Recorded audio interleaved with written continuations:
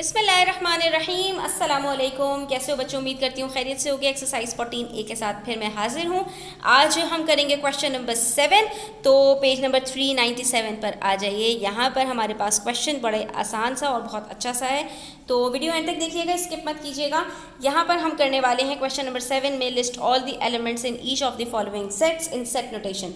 अब हमें यहाँ पर डिस्क्रिप्टिव फॉर्म में कुछ सेट्स दिए गए हैं, हमें सेट नोटेशन में एलिमेंट्स लिखने हैं और उसके साथ साथ ये बताना है state whether it is an empty set और नॉट, कि जो एलिमेंट्स आपके पास हैं वो आ भी रहे हैं सेट के अंदर या नहीं, क्योंकि हो सकता है जो सेट्स आपके पास यहाँ पर गिवन हो वो एम्प्टी सेट हो। तो ये भी हमें आइडेंटिफाई करना है कि कौन से सेट्स एम्प्टी हैं और कौन से सेट्स एम्प्टी नहीं हैं। Part A says E is the set of odd numbers. एक सेट ई है जिसके सारे एलिमेंट्स ऑड हैं, और कौन से ऑड हैं? That are divisible by 2। तो ये कैसी बात की इन्होंने? ये इन्होंने दो ऑपोजिट्स को मिला दिया।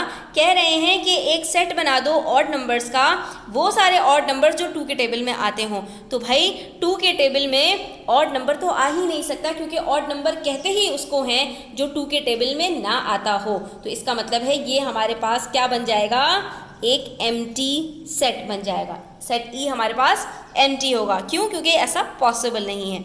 Next we have part B which says f is equals to x such that x is a month of the year with more than 31 days।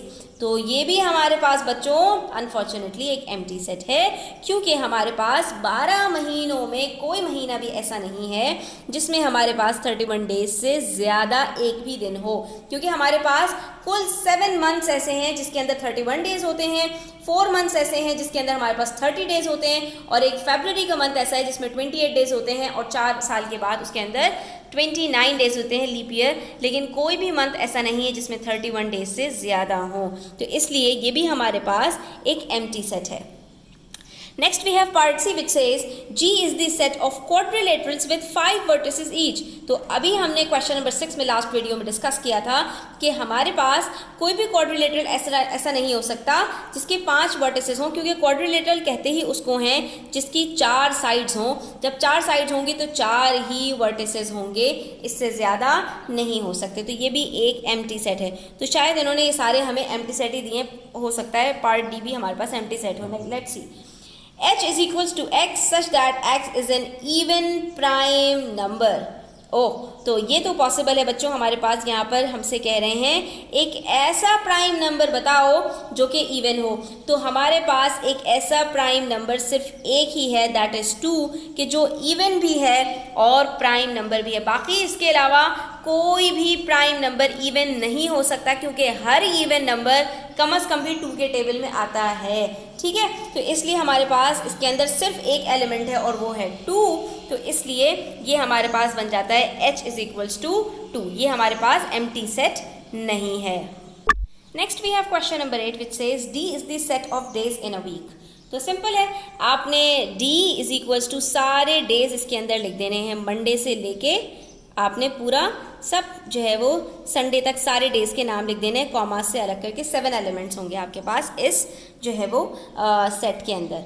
Next आपसे कह रहे हैं list all the elements of D in set notation. के बाद ये part A हो गया आपके पास, और फिर पार्ट बी में कह रहे हैं यूजिंग द नोटेशन ई और E not describe whether each of the following is an element of और is not an element of D.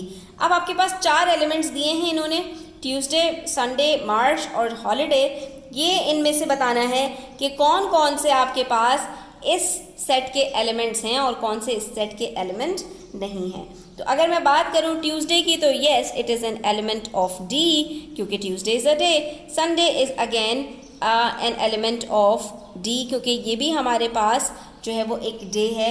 लेकिन मार्च बात करें तो मार्च हमारे पास मंथ है, इट्स नॉट अ डे, तो हम क्या कहेंगे? It is not an element of D. और हॉलीडे भी हमारे पास कोई वीक डे का नाम नहीं है, इसलिए हम यहाँ पर ये नहीं कहेंगे कि ये एलिमेंट है, बल्कि it is not an element of set D. Next we have question number 9 which is also again an easy question. P is the set of all perfect squares bigger than 1 and less than 50। Perfect square किसको कहा जाता है students? एक number को दूसरे number से multiply करो, जो आंसर आता है that is the perfect square of that such number. For example 1 का स्क्वायर 1 है, 2 का स्क्वायर 4 है, 3 का स्क्वायर 9 है, 4 का स्क्वायर 16 है, 5 का स्क्वायर 25 है। तो ये आपको फर्स्ट 20 नंबर्स के स्क्वायर्स याद होने चाहिए, ठीक है, कम अज़ कम। तो अब यहाँ पर हमसे कह रहे हैं कि आपको परफेक्ट स्क्वायर्स लिखने हैं 1 से लेकर 50 के दरमियान, ठीक है। 1 से लेकर 50 के स्क्वायर्स नहीं लिखने, 1 से लेकर 50 के बीच में जो परफेक्ट स्क्वायर्स आते हैं वो लिखने हैं। यानी 1 का स्क्वायर 1 है, 2 का स्क्वायर 4 है, 4 का स्क्वायर 16 है, 3 का स्क्वायर 9 है। तो आपको परफेक्ट स्क्वायर्स लिखने हैं, यानी 1, फिर आपको 4, फिर 9, फिर 16, फिर 25, ये लिखना है आपको, ठीक है।